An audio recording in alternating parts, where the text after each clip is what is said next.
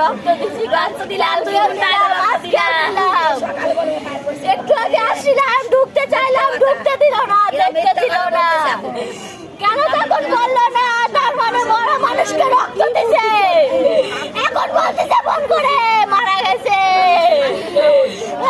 আমার 7 বছরের বাচ্চা ফোন করে বলতো এখানে